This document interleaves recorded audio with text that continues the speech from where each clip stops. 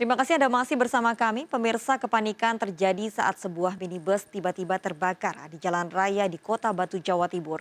Kebakaran diduga akibat korsleting di bagian mesin.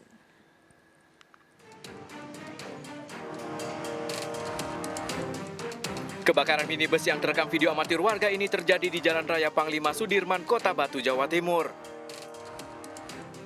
Api cepat membesar membuat warga panik khawatir menyambar ke toko di pinggir jalan. Peristiwa berawal usai pemilik mobil membeli karpet di salah satu toko. Saat akan jalan, petugas parkir melihat adanya api menyala dari bagian bawah mobil. Seluruh penumpang langsung turun menyelamatkan diri. Api dengan cepat melahap barang yang mudah terbakar di dalam mobil dan menyebar. Diduga kebakaran ini disebabkan arus pendek pada kelistrikan mobil hingga cepat menyambar ke selang bensin dan karpet di dalam mobil. Dari ini Arta nih, di karpet terus putar balik mau pulang. Terus kelihatan katanya tukang parkir, oh mas ada api di bawah mobil gitu. Langsung saya berhenti di sini mau bau bensin gitu, atau bensinnya kebakar tadi terus bau bensin nggak tahu. Api berhasil dipadamkan setelah 20 menit petugas pemadam kebakaran Kota Batu tiba di lokasi. Tipikal mobil tua semacam ini karena sistem kelistrikannya memang biasanya bermasalah, ditambah mungkin kebocoran selang.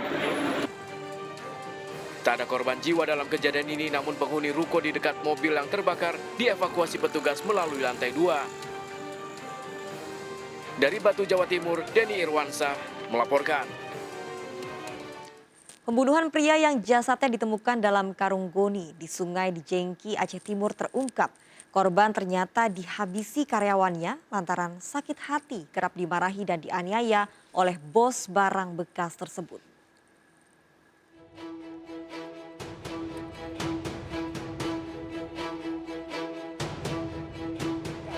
Kasus penemuan jasad seorang pria dalam karung goni pada tepi sungai di jembatan Desa Jengki, Perelak, Aceh Timur terungkap. Pelaku merupakan karyawan korban yang sakit hati lantaran kerap dimarahi dan dipukul oleh bos barang bekas tersebut. Tersangka ZW 25 tahun tertangkap di tempat persembunyiannya di Aceh Tamiang berdasarkan informasi keluarga korban. Hasil otopsi juga mengungkap identitas korban. Ridwan 53 tahun warga Sungai Pau, Kota Langsa. Pertama adalah sakit hati karena sering dimaki, sering dipukul dengan menggunakan tangan oleh si korban. Kemudian karena sudah tak tahan, akhirnya dia melakukan pembunuhan kepada korban, kemudian mengambil seluruh barang-barang berharga yang ada di rumah si korban tersebut. Usai menghabisi bosnya, tersangka juga mengambil barang-barang berharga korban. Untuk menutupi perbuatannya, tersangka bersama seorang temannya DN memasukkan jasad korban ke karung goni dan membuangnya ke Sungai Jengki, Perelak, Aceh Timur setelah diberi pemberat. Polisi kini memburu DN. Pada kasus ini, sejumlah barang bukti seperti HP, motor, dan senjata tajam disita petugas.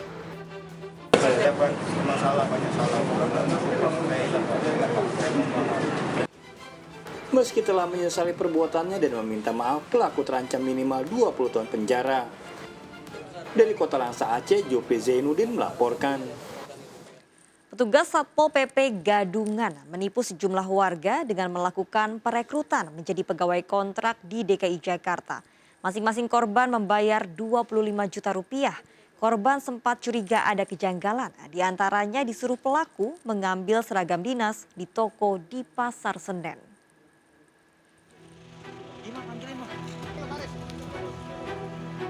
Apel siaga yang dilakukan 9 orang petugas Satpol PP ini dilakukan di pinggir jalan Taman Ujung Menteng, Cakung, Jakarta Timur, ditindak petugas Satpol PP DKI Jakarta. Mengejutkan, ternyata 9 orang petugas Satpol PP ini gadungan. Awalnya mereka tidak menyadari menjadi petugas Satpol PP gadungan karena telah mendapat gaji sebesar 3 juta rupiah per bulannya. Petugas Satpol PP Gadungan ini merupakan korban penipuan perekrutan yang dilakukan oleh Yosi. Pria berseragam lengkap Satpol PP ini mengaku bertugas di bidang pengembangan Satpol PP DKI. Satu tersangka lain yakni bibi pelaku yang bertugas merekrut korban. Untuk menjadikan Satpol PP, mereka membayar masing-masing 25 juta rupiah. Berapa lama kerjanya? Mau jalan 2 bulan, Pak. Mau jalan 2 bulan? Atau kerja? Gimana kerjanya? Kelilingnya? Tugasnya? Kelilingnya itu kita biasanya ke Jakarta Utara sama Jakarta Timur. 15 juta? Udah dapat gajian belum? Baru tanggal 19 September kemarin baru gajian. 19 kemarin, 19 Juli dibayar gajinya. Berapa gajinya? 3 juta. 3 juta? Apa ditipu? Bayarnya sama siapa itu?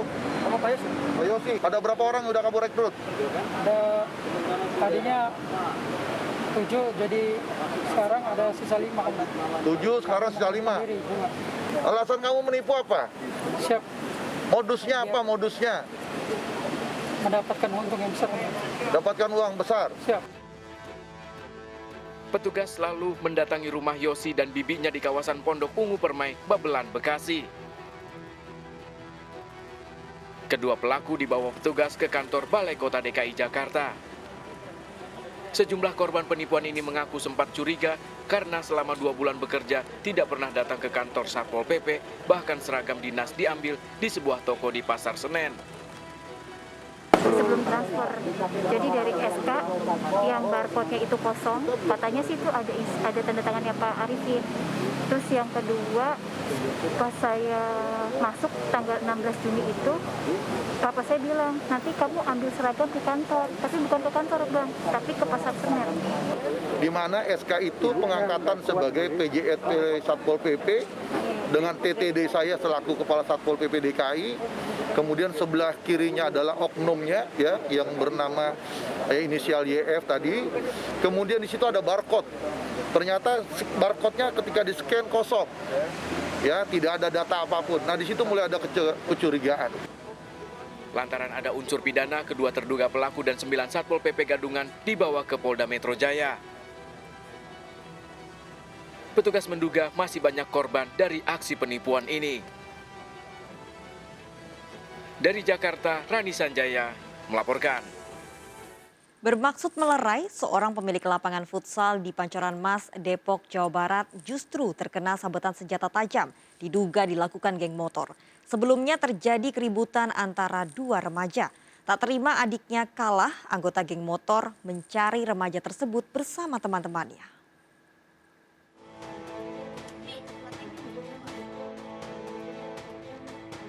Komplotan geng motor dini hari kemarin mendatangi kawasan Bulak Timur, Cipayung, Pancoran Mas, Depok, Jawa Barat. Mereka bermaksud mencari seorang bocah lantaran telah berkelahi dengan adik salah satu anggota geng motor tersebut. Bocah tersebut ditemukan namun kabur ke lapangan futsal. Mendengar suara ribut-ribut, Nawan pemilik lapangan futsal keluar dengan maksud ingin melerai. Tapi naas, pria 32 tahun tersebut justru terkena sabetan senjata tajam. Akibat peristiwa tersebut, korban mengalami luka serius pada bagian kepala dan tangan. Selain membacok pemilik lapangan futsal, para pelaku juga merusak gerobak bakso yang berada di lokasi kejadian. Saya nggak tahu kalau itu teman saya, Bang Nawan, yang korbannya kan. Pas udah keluar, udah pada bubar, saya keluar. Ya itu, Bang Nawan tuh udah kepala tangannya, kepalanya udah robek. Pelaku berapa orang, Bang? Diperkirakan sih hampir 9 orang. Polisi kini memburu para pelaku. Dari Depok, Jawa Barat, Iyung Rizky melaporkan. Polisi melepas tembakan peringatan saat menggerebek lokasi judi sabung ayam. Puluhan pelaku judi kocar-kacir kabur ke dalam hutan.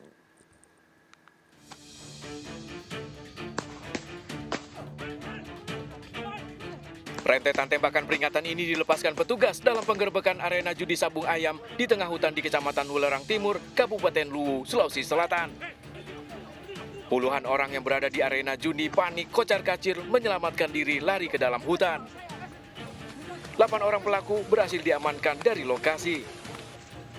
Tak hanya mengamankan pelaku, sejumlah barang bukti juga ikut disita, termasuk uang tunai, motor, dan senjata tajam serta ayam aduan.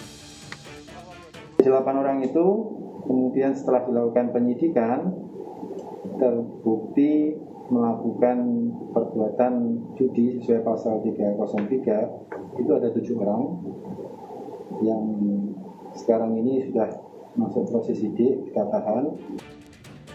Dari 8 pelaku, 7 diantaranya ditetapkan sebagai tersangka dan terancam 2 tahun penjara. Usai penggerbekan, polisi menghancurkan arena judi agar tidak dipergunakan kembali. Dari Kabupaten Luwu, Sulawesi Selatan, Nasruddin Rubak melaporkan. Diputus cintanya, seorang pria di Makassar nekat membakar mobil mantan kekasihnya hingga hangus. Pelaku dibantu temannya membakar lantaran sakit hati. MA dan rekannya ditangkap polisi usai membakar mobil mantan kekasihnya di kota Makassar. Pelaku sakit hati karena jalinan kasih yang baru 4 bulan tiba-tiba diputus sang kekasih. Dari tangan pelaku disita barang bukti termasuk mobil korban yang nyaris ludes terbakar. Akibat perbuatannya, pelaku terancam 12 tahun penjara. Pemirsa, aksi pemalsuan surat antigen masih terus terjadi. Di Serang, Banten, 5 pelaku pembuat surat antigen palsu ditangkap. Meraup untung jutaan rupiah per hari. Komplotan ini mengincar warga yang ingin menyeberang melalui Pelabuhan Merak. Oke, ini alat-alatnya. Seorang pelaku pemalsuan surat antigen yang biasa beroperasi di kawasan Pelabuhan Merak, Banten ditangkap. Petugas mengembangkan kasus ini hingga 5 pelaku asal Cilegon dan Lampung kembali terjaring. Para pelaku menawarkan surat antigen palsu kepada warga yang ingin menyeberang di Pelabuhan Merak, Banten. Bertarif Rp100.000 per orang, dalam sehari komplotan ini meraup untung hingga jutaan rupiah. Saat beroperasi, komplotan ini menggunakan beberapa nama klinik palsu dan menyebarkan mencari penumpang yang belum punya surat antigen. Bagaimana cara mengeluarkan suratnya? Dikasih KTP. Dikasih KTP sama ini. Oh, dikasih KTP. Jadi ini yang cari orang untuk dibuatkan surat swab antigen palsu. Terus waktu itu Reza langsung buat. Minta tolong buat, kata pasiennya takut dicolok.